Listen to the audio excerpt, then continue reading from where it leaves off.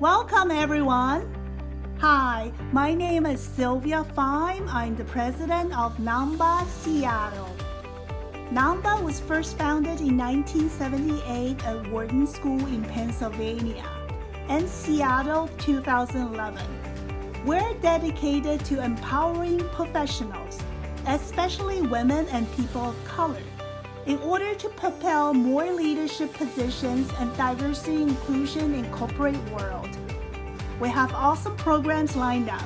Join NAWMBA Seattle as members and subscribe our channel for future updates.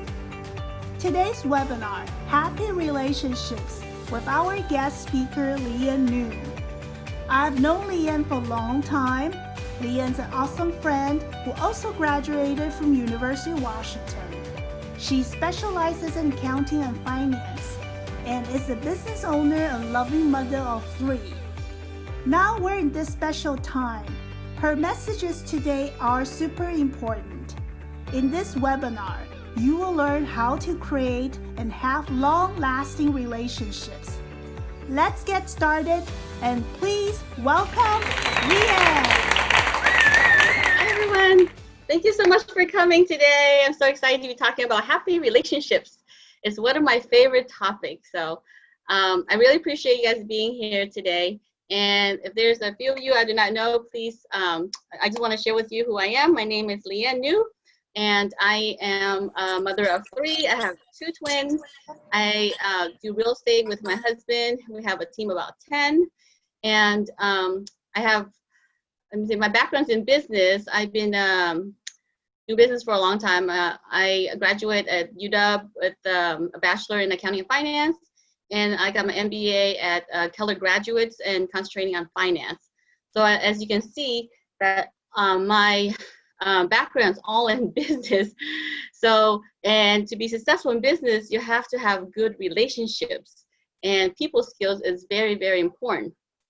So I want to emphasize how important having happy relationships is, because you have to, you know how to deal with people, and then it will help you with your health, with longevity of your life, and to have a happy life.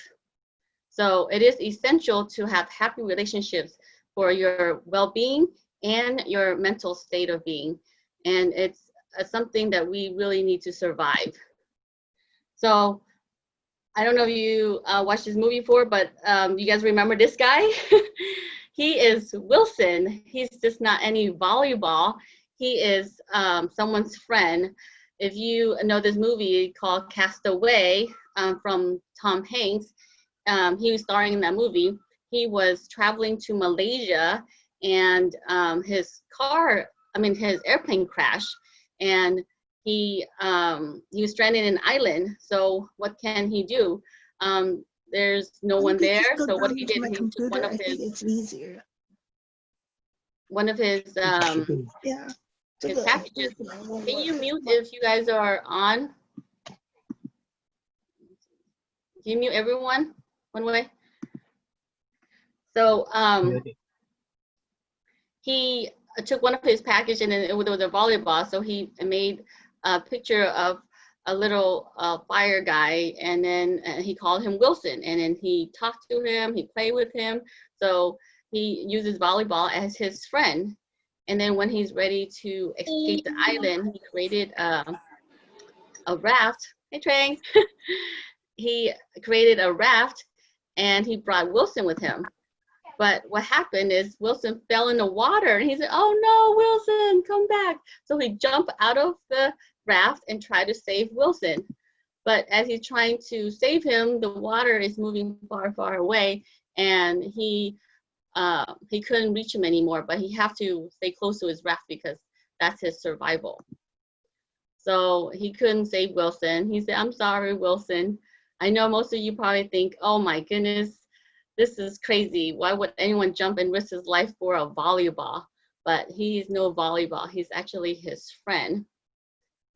So if you look into the hierarchy of needs in our life, the physiology needs, like we need water, warmth, rest, and food. And then our next is safety needs, which is our security and safety. And then this next of our hierarchy needs is belongingness and love of needs and intimate relationship and friends. And the second needs is our esteem, our prestige and feelings of accomplishment. And then the self-actualizations is achieving one's fulfillment potential, including creative activities. So if you see that safety is pretty close to something that we really need, but the second is belongingness. So when Tom Hanks was trying to escape the island, his safety was his raft, and his second is belongingness and love and needs. So that's why he jumped in to save the volleyball. So if this is our needs, then it's very important for us to have a strong relationship with the people. And one of the key things to have a strong relationship is understanding that that people want to be heard and be validated. And then two, the things that most people want is to be successful and happy, right? And then the common denominator is knowing how to deal with people and having good relationships. So you probably heard of the saying, the golden rule, saying, do unto others as you want to be done to you. Well, there is a new rule called the platinum rule. And the platinum rule is treat others the way they want to be treated. Because when you are in a relationship, you don't do what you want. You want to do what other people want to do. And then how do you find out what do they want? Well, you have to understand their personality type. So I'm going to get into the personality in just a second and see what personality are you, and then you could figure out which one are you, and then we'll figure out how we could find out what personalities other people. So I want you guys to think, if you go into a party and then are you comfortable talking to a lot of people that you know, or just anyone, and then you're excited to meet new people? So if you are excited to meet new people, then you're outgoing and then you're comfortable talking to people you don't know. But if you are comfortable just talking to the people you know, then you consider reserved. So make that a note of point. Which one are you? Are you outgoing, reserved? Okay. And the second is, if you are planning a party, will you be will you be thinking of the task of what is what you need to do, like the venue, the food, the people who you're gonna invite, and the budget? Or are you gonna think, oh my God, it's gonna be so much fun, I can't wait to have a party and meet all the people? So will you be more geared toward being the task person or people person? What is the first thing that comes to your mind? Okay, so if you are the person that likes to meet new people at a party and you focus on the task, what's the budget and what's the venue, then you are a power person. If you are, thinking about the party and you're thinking how much fun it's gonna have and you like to meet new people, then you're a life of a party, okay? And then if you are thinking about the task, what needs to be done for the party when you're planning it, and you like to talk to only people that you're comfortable with, then you're a perfectionist. And then if you are like you like to talk to people and then you like to have fun, but you like to only be talking to people that you know, then you're a peace person. So can everyone put in the chat, like, what do you think you are based on what I've just mentioned here?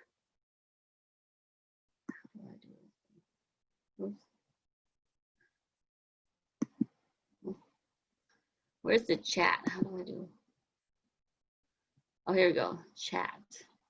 Participant.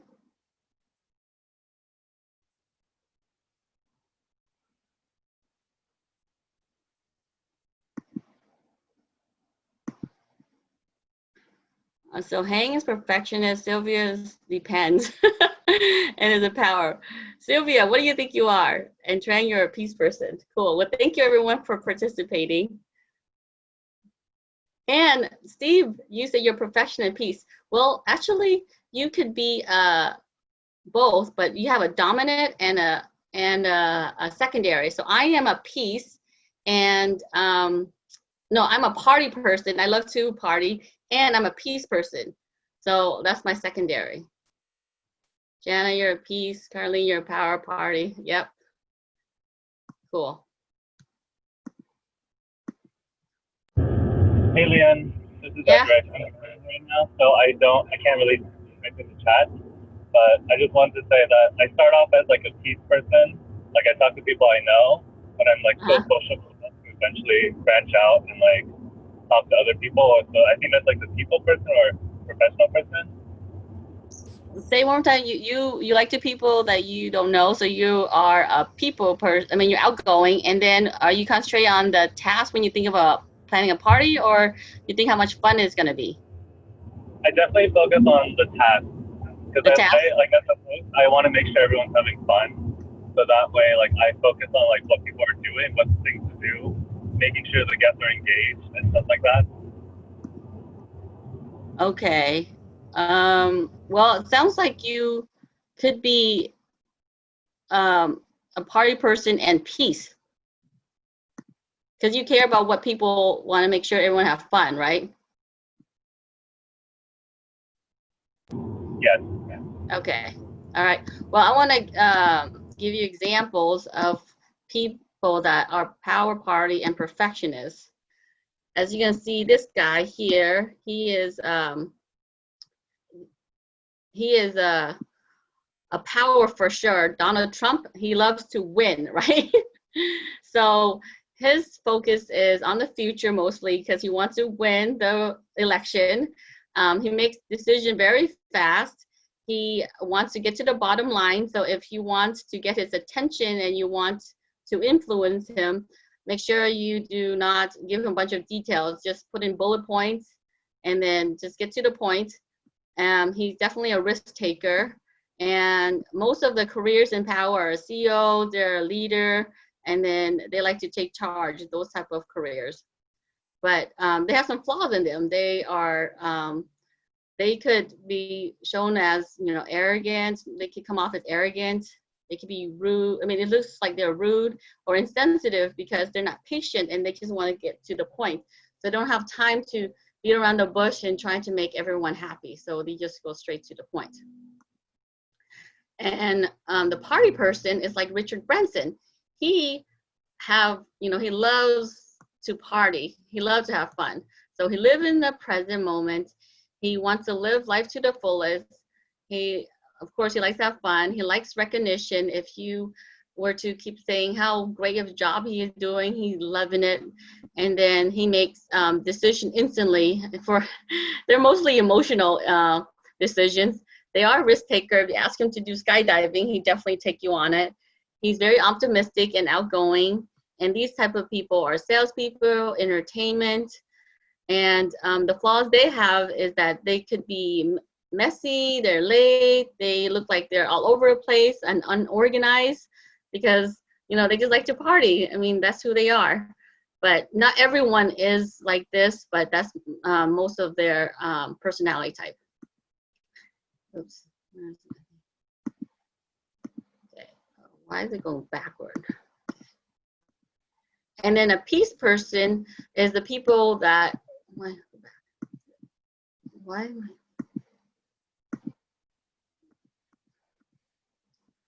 Sorry, my thing is weird.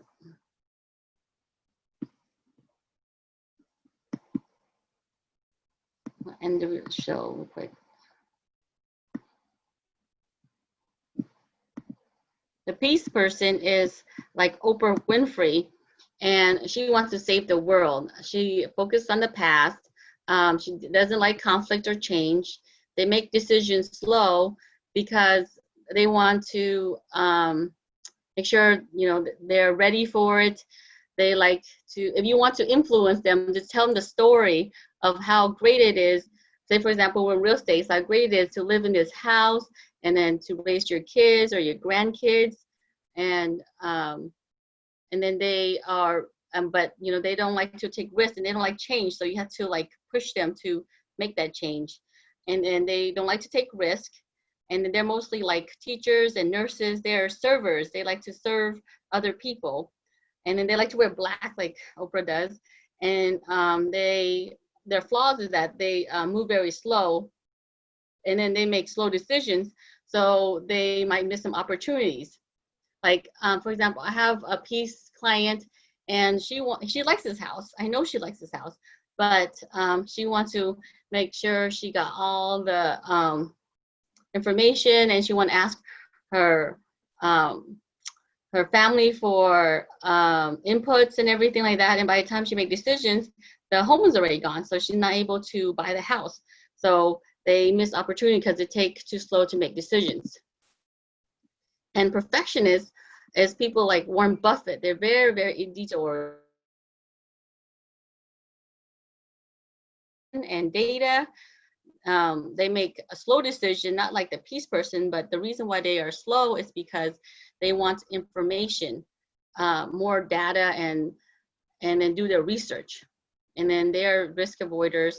Their type of careers are accountants and engineers. And then their flaws is that they are too detailed. They ask so many questions, and they might miss the big picture because they're so involved or digging too much of the details. So I want to give you an example of how one of my friends, she is a power person, and she's working with a perfectionist. So the perfectionist asked her a lot of questions, and then she was so annoyed. She's like, just do it. And then he wanted to know why and everything like that. So they, you know, butt heads. And so it's hard for them to work together because she just wanted to get to the point and just do it. And then he wants to research and get the answers perfectly before he do it. And then another example is a party person and a perfectionist living in the same house. Can you imagine that? A party person is messy, and then they just like to have a party. Perfectionist wants the clean house and it's neat. And then the party person might be late all the time, and perfectionist is always on time. So when you are dealing with other people, say for example, you're a party person and you're working, or your roommate is a perfectionist, just be mindful of, you know, cleaning up after yourself so they can be happy. And perfectionists maybe will be more compassionate and be understanding that they are not that clean as they want them to be, because that's who they are. That's their personality. So after you understand what the personality is, I mean, and then how do you know what type of person they are, right? So one of the best way I do, or to find out who they are, is form them. And then you can use this to learn more about them. Remember, the platinum rule is do unto others what they want. So what they want is usually people interested in them. So you ask about their family, their occupation, their recreation, and message or motivation. So when you meet someone, you just ask them, oh, where are you originally from? Just ask who they are, and then how, or if you know them, then you want to get to know more about them. Like, how's your family, how they're doing, how's your mother, how's your dad? And then, or, you know, how big is their family? You know, how many siblings do you have? So just ask more about who they are, and then what they're coming from, and what family backgrounds they have. And then you move into the occupation. Remember earlier I was talking about the occupations, if they're a nurse or a doctor, or if they are a CEO, they're like a power people. So if you ask them, what type of work do you do? They say, oh yeah, I'm an entrepreneur. Well, they could be a power or a party person because they like to take risks. And then if you know who they are, but you know, want to know more about their business, how is your business? And then why do you get into the business you're doing? And then so you understand, you know, why to get into the business.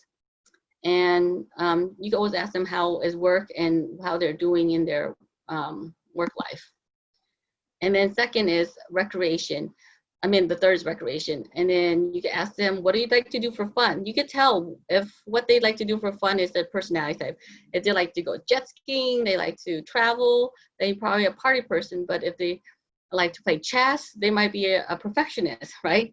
And then you can ask them about their trips that they went on, and then why they went on that trip, and or what they're planning for this summer. And then that's the easy question. And then if they're planning to throw a party, then it might be a party person. And then, or just ask them what are they planning to do for the weekends, just to get the conversation going. And then last but not least is motivation. So let's go. For me, when I do real estate, I ask them, well, what do you like about the home? You could tell what type of personality they are by what they say, what they like about the home. If they say, I love the patio where I can entertain, they're a party person. Or they said, oh, I love all the milled work and the details in the home, and then all the light fixtures and everything. So you can tell they're a detail person. If that's the case, then I will give them a lot of data about the market, about what's going on in the market, and then more details about this house. But if they're just entertainers, and if they are a party person, they'll say, oh, it was so great to have your guests here and you could entertain. And then they will see it, and then they might like it, and then may want to buy the house. And then another question you can have is, why do you open the business if they're an entrepreneur? You could tell if they even though they're an entrepreneur and open a business, doesn't mean they are a power or a party. They could be a peace person. They could say, oh, I want to open this business because I want to help other people. They want to open an animal shelter. So that's a peace person. And then that's all about them. So how do you get to what you want from them? Then you could squeeze in your message. Like, you want to get to know more about them, or you want to win them as a client. It's like, oh, I'd love to hear more about your business. Would it be okay we exchange numbers so we can learn more about it? And if you are trying to court someone, you can ask them for their numbers. Like, oh, I would love to learn more about your trip to Hawaii or to Bora Bora, whatever it is. And then you could ask them for their number, or whatever message you want to tell them with the form. Okay, so after you form them, and then how do you hold into the relationship? And relationship is like birds. If you hold them too tight, they might die. And if you hold them loosely, they might fly away. But if you hold them with care, they remain with you forever.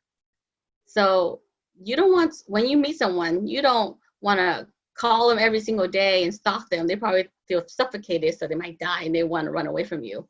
Or if you meet with them and then you never call them, so out of sight, out of mind, they never see or hear from you again, then they probably fly away, or they will not be, you won't have a relationship with them. And to have a good relationship, it just doesn't happen. It takes time, patience, and two people who truly want to be together to have a strong relationship. So I have a friend named Dan, and he told me that he, when he come home with his wife, he would like to hug her and kiss her. And then she was like, oh my God, get off me. I gotta clean the house, cook the food. And he was like, oh, okay, fine. So he does it over time, but later he felt like she doesn't love him. And all she cared about just cooking, cleaning, and everything like that. But for her, she's thinking she's doing, him a favor by cooking and doing things for him. So over time, they start feeling resentful from each other. And then they are two different personalities. He is a more party person. When he goes to the party, he will talk to everybody. He has so much fun. And then for her, she's just reserved. She sits back in a corner or just talk to a few people she knows. And then after the party, they would go home, and then he would say, wow, isn't that a great party? And she's like, no, you take forever to get out of the party. I was done an hour ago.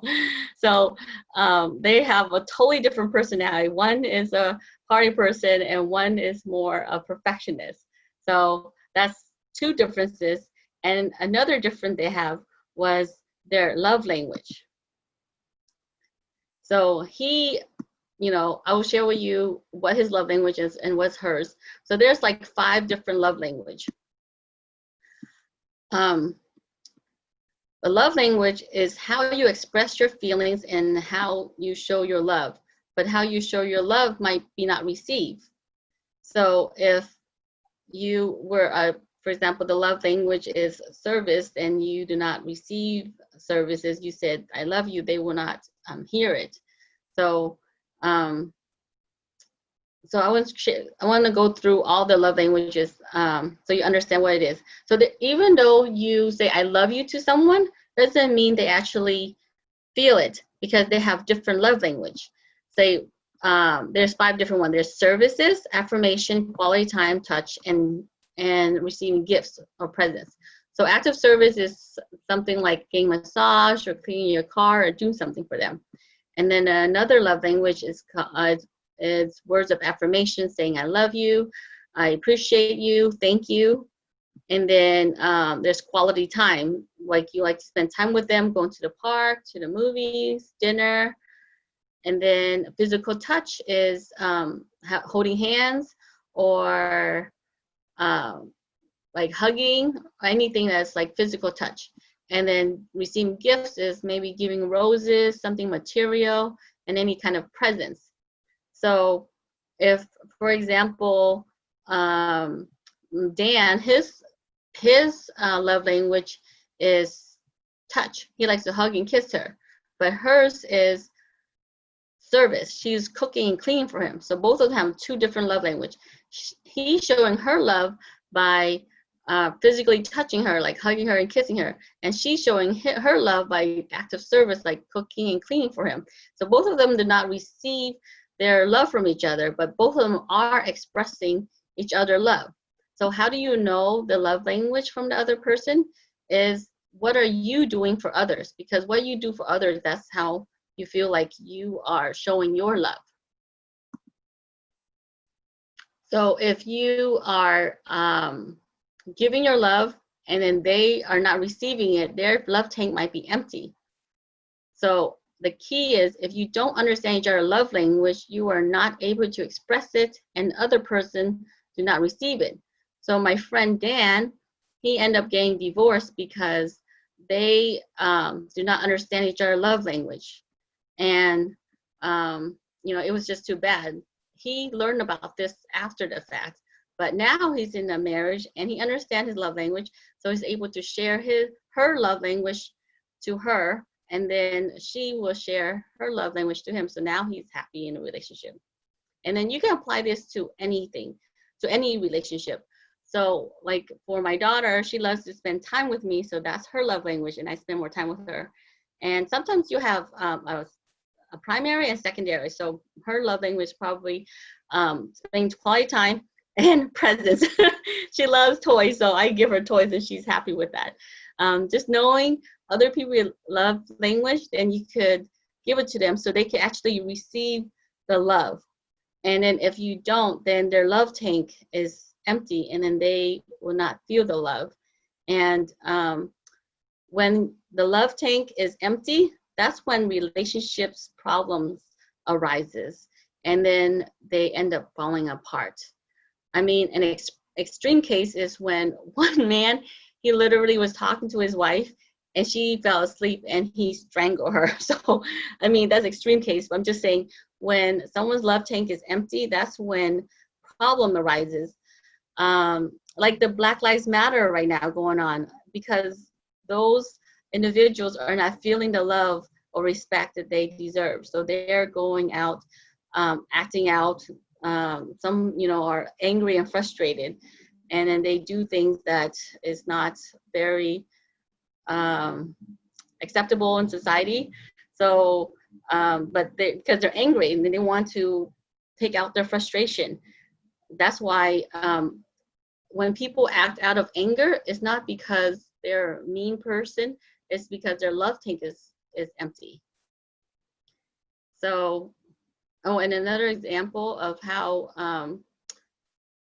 2 people have a different love language. Say, for example, my love language is affirmations, and then others people is presence. So if some people might give me presents. I'll be like, okay, that's fine. And then I might just, I appreciate, but not that much. But someone actually gave me a card, I'll actually read every single word and then try to keep it. But if someone else's love language is quality time and or presents, I give them a card, they might just throw it away, and then they don't appreciate that much. So how do you fill up your love tank if someone else doesn't give you the love? Well, you have to fill up your own love tank first. I mean, and there's nothing, I mean, you can't give what you cannot have. The people might say, hey, can I have some more, love? And then you say, but I need to refill my own love tank first. I cannot give without what I don't have. So it's very important for you to love yourself. It's not selfish to love yourself. Take care of yourself and to make your happiness a priority. It's a necessity.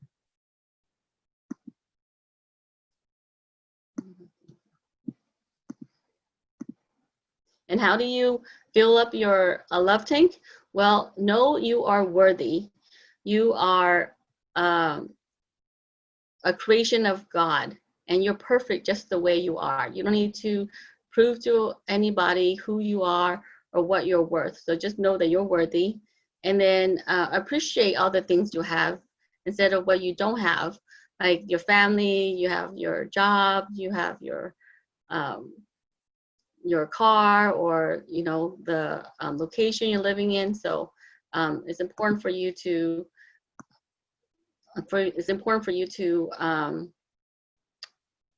fill up your own love tank, because if you don't, then you can't rely on other people to fill up your love tank.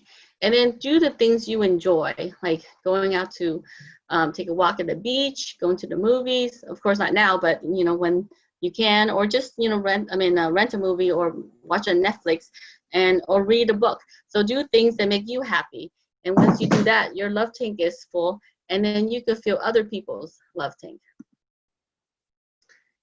And it's important to know about to love yourself and know how to love other people, because you need to know how to row your own boat.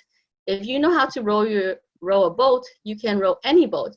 But if you don't know how to row a boat, then changing a boat isn't going to help. I mean, if you are not happy with this relationship and then you break up and you go into another relationship, and then you end up having the same problem. You heard about those kind of situation where your friend say, oh my God, he's such an a-hole, he's so mean to me, and then she go to the next relationship, she ended up with the same bad guy. Well, because she haven't fixed her own problem. Like, has she filled her own love tank? And then does she know how to give love?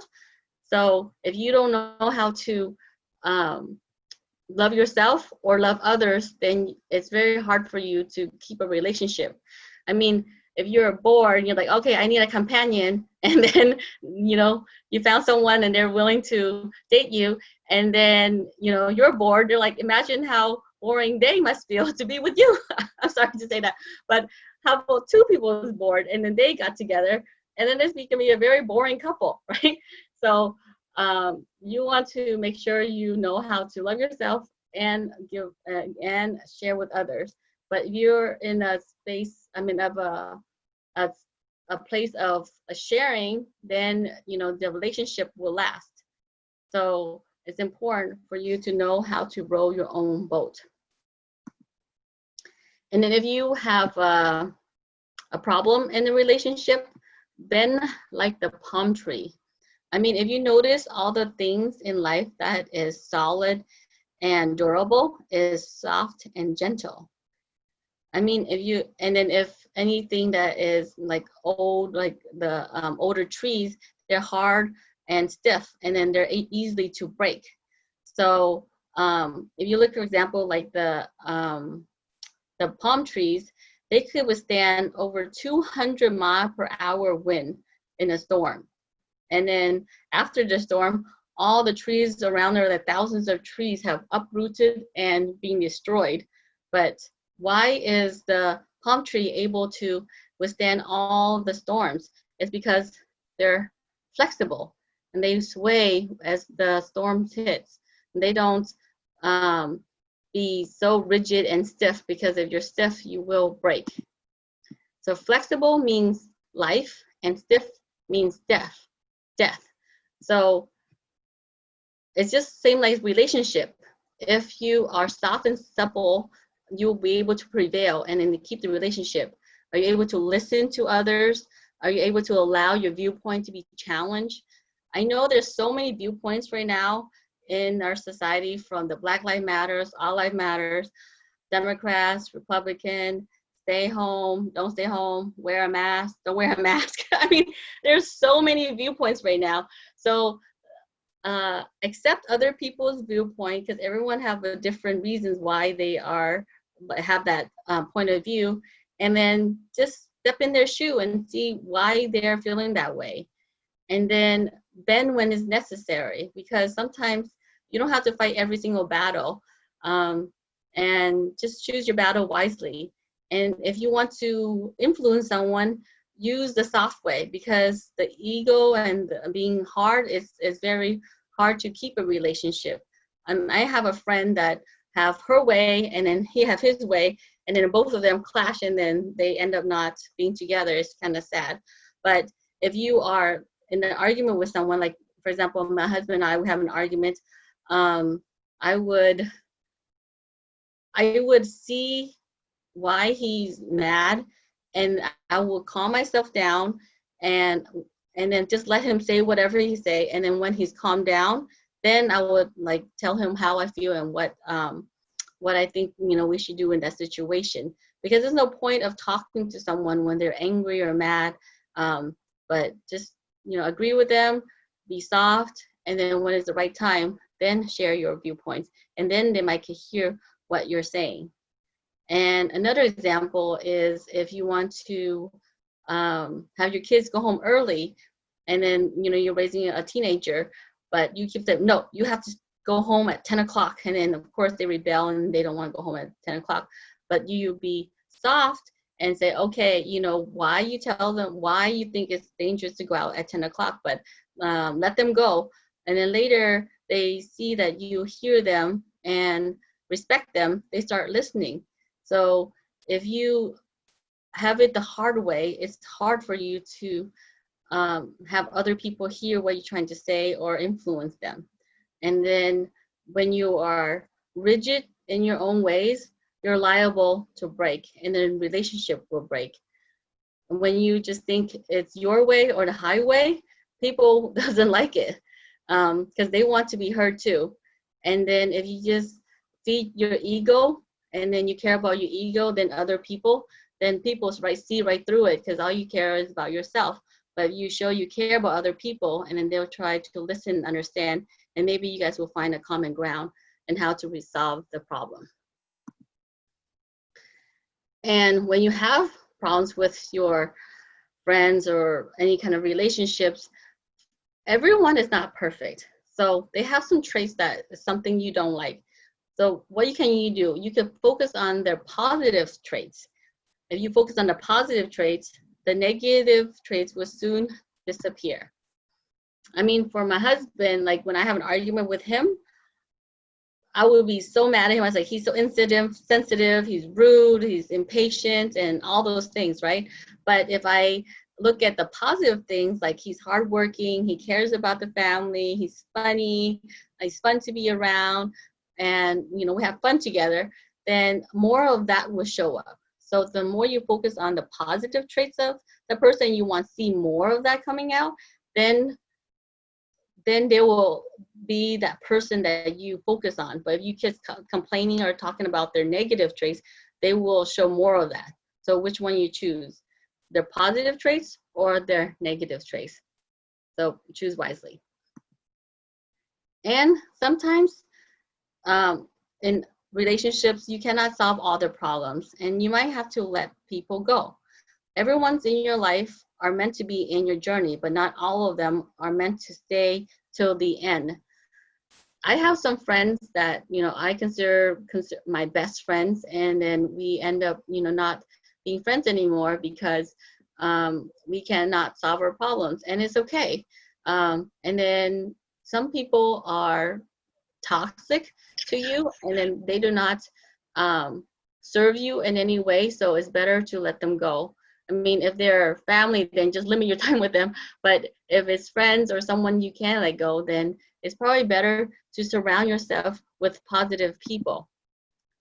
So surround yourself with the right people in your day. Surround yourself with people who love you, motivate you, encourage you, and just make you feel good about being you. Because if they make you feel bad for being you, then they're not a person that you want to be around, because they're dealing with their own battles and then they're taking out on you. And then what they do to you is their karma. How you respond is your karma. So just remember not to, stoop down to their level, and then let them go peacefully. And then you can have a better, happier life. And the key in having the happy relationship is to fill your own love tank so high that you overflow with love, and it spreads to everyone you meet. So it's very important to fill your love tank, and then after that, then you can share with other people. So in summary, remember the platinum rule is treat others the way they want to be treated. And remember to understand the 4 personality types: the power, the party, perfection, and peace. Once you understand the personality, then you could deal with them, you could influence them, and then how you could work with them. And how you create a relationship and get to know more people is to form them, learn about their family, their occupation, recreation, and what motivates them. And then if you want to share their love, then know their love language, because even though you say I love you, I thank you, I appreciate you, if they don't hear it, then they're not receiving it. So know their love language by the what they do to you. Do they provide services, affirmations, present, touch, or quality time? So I hope you learned something here. I know it's a lot of information. So if there's anything you take out from this whole talk, just remember, treat others the way they want to be treated, okay? And if you do that, then you'll be on your way to have a long-lasting, happy relationships. All right, if you have any questions, let me know. Oh, and then of course, there's my contact information. There's my email, my Facebook is Lien Ngu, my fan page, Lien Ngu at joyfulliving.com. Joyful Living, and my Instagram is lien.ngu. And here's my telephone number. You want to contact me to have any questions or any topics you want to learn more about. And then also, remember I said to surround yourself with positive people. We meet every Sunday at 6 o'clock with a temple group here. And then it's on a Zoom call. It's the same Zoom number. You just call in. And then we actually have a Facebook group now. So if you're interested, I could add you. And then if you want to join our group, then just accept, and we'll probably share some wisdom about Tao, how to be a better person to grow you spiritually. And then we'll probably have updates, any changes to our Sunday meetings or what the Zoom call is. And once the whole entire economy opens up, and then if we're able to go to phase 4, or when the coronavirus is over, then we have a temple that we actually meet. And then we'll share with you those information and details of where and what time to meet. Okay? So with that, if you have any questions, let me know.